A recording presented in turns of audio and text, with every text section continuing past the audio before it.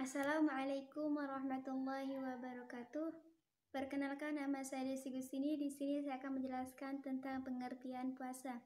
Adapun pengertian puasa itu secara bahasa dan secara istilah. Adapun secara bahasa, puasa itu berasal dari bahasa Arab, yaitu as-saum, as-siyam atau imsakan, yang artinya menahan. Selain dari kata menahan adalah menutup diri dari suatu perkataan maupun perbuatan, baik itu makan maupun minum. Sedangkan secara istilah, puasa itu adalah menahan diri dari terbitnya fajar sodik sampai terbenamnya matahari. Puasa merupakan suatu aspek sosial di mana kita dapat merasakan penderitaan kaum muslimin yang tidak dapat memenuhi kebutuhan sehari-hari mereka.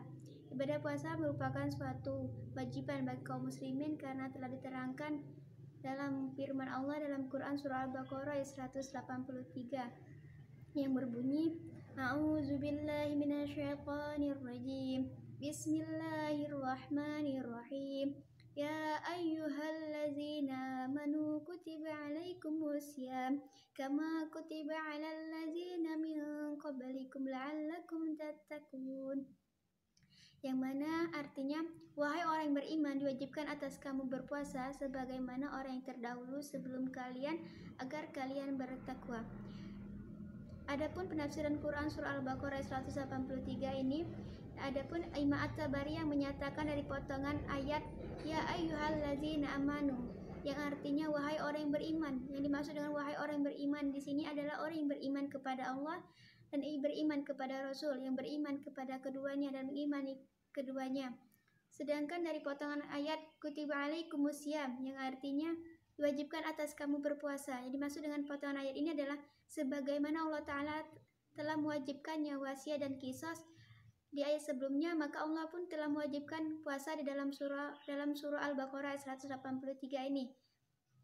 Selanjutnya kutiba alal ladzina min qablikum, yang mana artinya diwajibkan atas kamu berpuasa sebagaimana orang-orang yang terdahulu sebelum kalian. Dimaksud dengan orang-orang yang terdahulu sebelum kalian ini adalah para nabi Allah, Nabi Adam alaihissalam, karena dari sejak Nabi Adam sampai sekarang puasa telah dilakukan. La'allakum tattaqun, yang maksud dengan la'allakum tattaqun ini adalah agar kamu bertakwa. Yang dimaksud dengan agar kamu bertakwa ini agar kita dapat mendekatkan diri kepada Allah dengan salah satu menjalankan perintahnya dan menjauhi dari segala maksiatnya. Dapat ditarik kesimpulan bahwa ibadah puasa merupakan suatu kewajiban bagi kaum muslimin, bukan saja untuk sekarang, tetapi ibadah puasa telah ada pada sejak zaman Nabi sampai sekarang. Ibadah puasa merupakan suatu kegiatan hablum minallah dan merupakan suatu kegiatan pertanggungjawaban diri kita atas kepada Sang Maha Pencipta.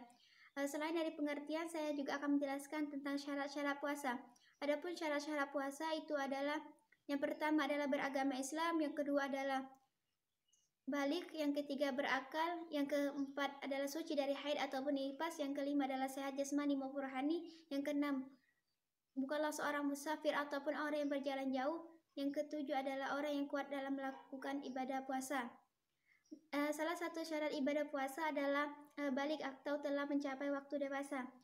Namun kita juga harus mengajarkan kepada anak-anak untuk berpuasa agar mereka terbiasa ketika mereka sudah balik nanti. Selanjutnya rukun-rukun puasa. Adapun rukun-rukun puasa itu adalah niat. Niat adalah yang diucapkan di dalam hati. Adapun niat puasa adalah Bismillahirrahmanirrahim.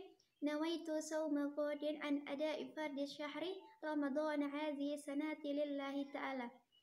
Selain niat, ada juga yang kedua adalah menahan diri dari segala yang dapat membatalkan puasa. Adapun yang dapat membatalkan puasa adalah makan minum dengan sengaja, hilangnya akal atau gila, murtad atau keluarnya dari Islam, keluarnya darah haid ataupun nifas, dan bersetubuh bagi suami istri. Ibadah puasa merupakan suatu kewajiban bagi kaum muslimin yang harus dilakukan oleh kaum muslimin karena merupakan suatu perintah. Selain rukun-rukun puasa, ada juga orang yang diperbolehkan untuk berbuka. Adapun orang yang diperbolehkan untuk berbuka itu adalah yang pertama adalah orang yang sudah lanjut usia. Yang kedua adalah orang yang sakit karena ditakutkan sakitnya bertambah parah. Yang ketiga adalah ibu hamil, ditakutkan akan terjadi apa-apa dengan anaknya. Jika ibu hamil itu kuat untuk melaksanakan ibadah puasa, tidak menjadi masalah dan merupakan suatu keutamaan bagi ibu hamil. Cukup sekian dari saya. Apabila ada kesalahan, saya mohon maaf. Kepada Allah saya mohon ampun. Wabillahi taufiq wal hidayah. Wassalamualaikum warahmatullahi wabarakatuh. Assalamualaikum warahmatullahi wabarakatuh. Baiklah, saya akan menjelaskan makna dan hikmah dari puasa Ramadan.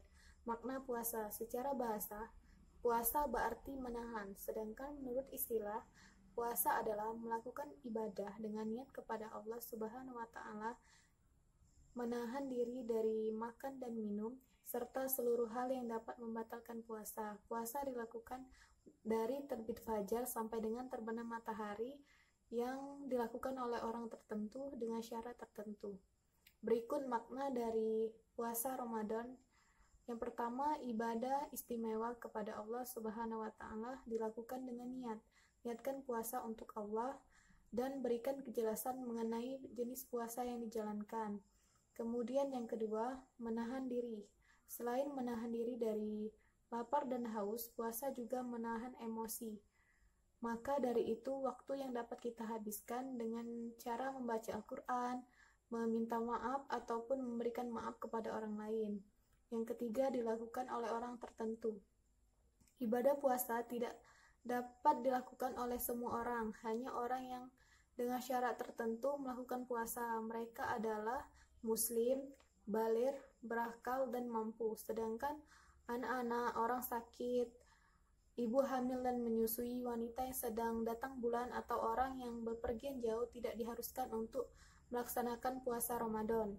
Yang keempat, memperbanyak amalan puasa.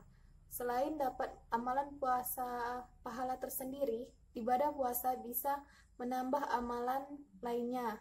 Kita bisa menghabiskan waktu dengan ibadah seperti membaca Al-Quran, melakukan sholat sunnah, zikir, dan yang bisa memberikan manfaat yang lainnya.